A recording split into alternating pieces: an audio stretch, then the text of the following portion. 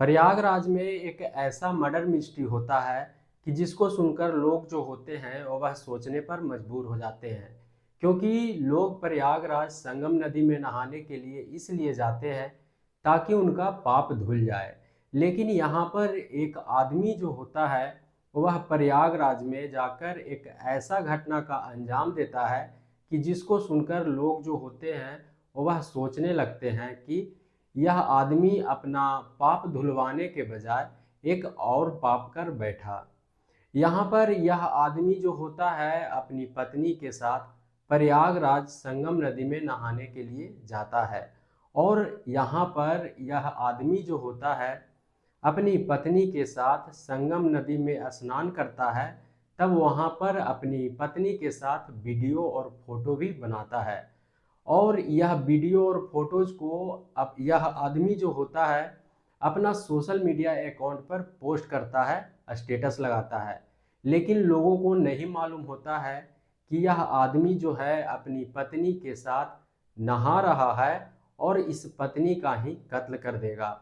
यहाँ पर यह आदमी जो होता है प्रयागराज से स्नान करने के बाद अपना घर जाता है और अपना घर जाकर लोगों से बताता है कि मेरी पत्नी जो है वह प्रयागराज में ही गुम हो गई है।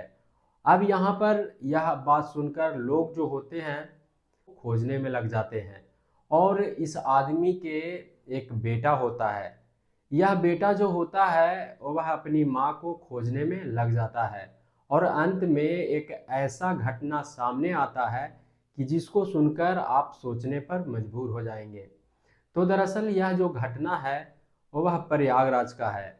यहाँ पर एक आदमी जिसका नाम अशोक होता है और अशोक जो होता है वह दिल्ली का रहने वाला होता है।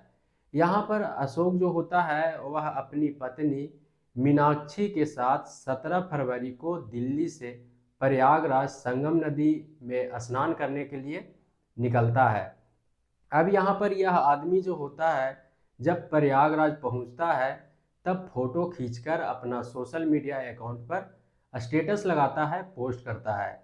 अब यहाँ पर यह आदमी जो होता है वह अपनी पत्नी के साथ संगम नदी में स्नान भी करता है और इस चीज़ को यह आदमी जो होता है अपना सोशल मीडिया अकाउंट पर फोटो खींचकर पोस्ट भी करता है, स्टेटस भी लगाता है।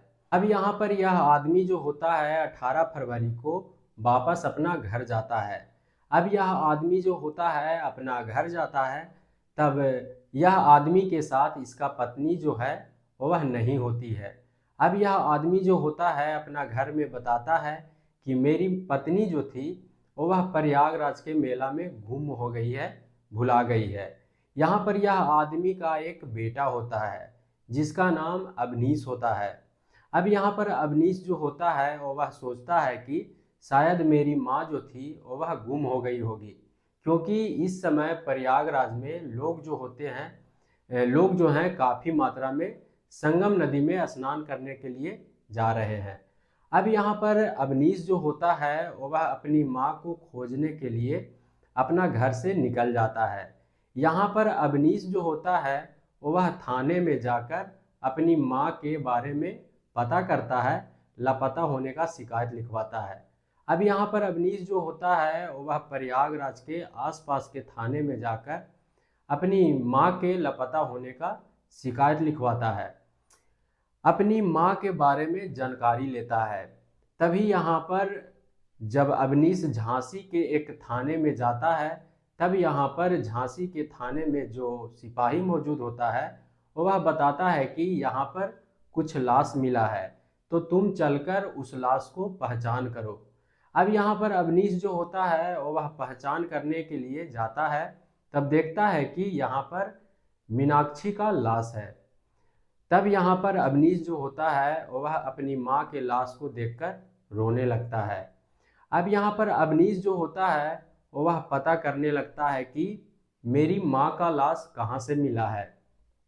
तब यहाँ पर पुलिस जो होता है वह बताता है कि इस महिला का लाश जो है वह झांसी के आज़ाद इलाके में एक लॉज से मिला है। अब यहाँ पर पुलिस जो होता है उस लॉज वाले से पता करता है। तब पता चलता है कि यह महिला जो थी वह अपना पति के साथ में आई थी। लेकिन यहाँ पर पति जो होता है वह इस महिला को छोड़कर फरार हो जाता है। तब यहाँ पर पुलिस जो होता है वह अवनीश को बोलता है कि तुम अपना पिता को बुलाओ, क्योंकि यहाँ पर यह महिला जो थी वह अपना पति के साथ में एक लॉज में रुकती है। अब यहाँ पर अवनीश जो होता है वह अपना पिता को बुलाता है। तब यहाँ पर पुलिस जो है अवनीश के पिता अशोक को अपने हिरासत में ले लेता है और फिर पुलिस जो है अशोक से पूछताछ करना शुरू कर देता है। अब यहाँ पर पुलिस जो है जब शक्ति से पूछताछ करता है तब यहाँ पर अशोक जो है वह घटना के कहानी को बताना शुरू करता है। यहाँ पर अशोक जो होता है वह बताता है कि मैं अपनी पत्नी से तंग आ चुका था। यहाँ पर अशोक जो होता है वह बताता है कि मैं अपनी पत्नी का हत्या करने का प्लान जो है वह 4 महीना पहले से ही बना चुका था। यहाँ पर अशोक बताता है कि मैं अपनी पत्नी को अपने साथ में घर से लेकर आता हूँ और प्रयागराज के संगम नदी में स्नान करता हूँ और फिर यहाँ पर अपनी पत्नी को लेकर एक लॉज में रुकता हूँ। अब यहाँ पर अशोक जो होता है वह अपनी पत्नी को छुरी से मार मार कर हत्या कर देता है और फिर यहाँ पर अशोक जो होता है वह सोचता है कि मैं बच जाऊंगा। यह सब सोचकर अशोक जो है वह जिस हथियार से हत्या करता है उस हथियार को अपने पास में लेकर फरार हो जाता है, क्योंकि यहाँ पर अशोक जो होता है वह सोचता है कि मैं जिस लॉज में रुका हूँ उस लॉज में रुकने के लिए हमको से कोई डॉक्यूमेंट नहीं लिया गया है। इसी चीज़ का अशोक जो है फायदा उठाता है और अपनी पत्नी का हत्या करके फरार हो जाता है।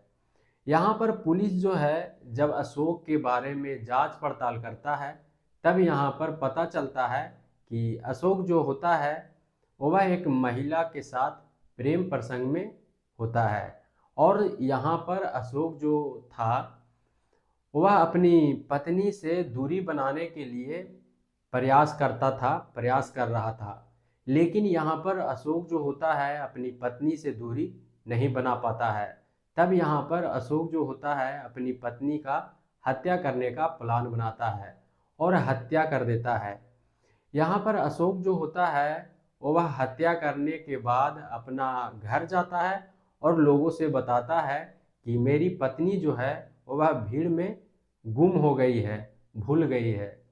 लेकिन यहाँ पर जो अशोक का बेटा होता है वह अपनी माँ को खोजने में लग जाता है और फिर यहाँ पर अवनीश जो होता है अपनी माँ को खोज लेता है।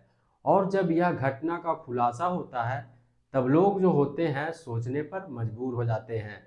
तो इस घटना के बारे में बताने का मेरा उद्देश्य नफरत फैलाना नहीं बल्कि आप लोगों को जागरूक करना है, सचेत करना है और कहानियों के द्वारा समझाना है।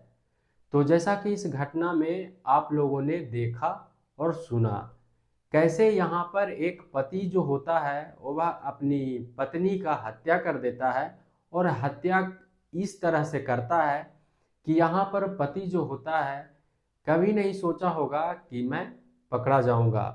फिलहाल यहाँ पर यह आदमी जो होता है पुलिस के गिरफ्त में आ जाता है। पुलिस जो है इसको गिरफ्तार करके जेल भेज देता है। तो इस घटना के ऊपर आप लोग का क्या कहना है आप लोग कमेंट में ज़रूर लिखिएगा। बाकी मिलते हैं अगले किसी कहानी के साथ में। वीडियो पूरा देखने के लिए धन्यवाद।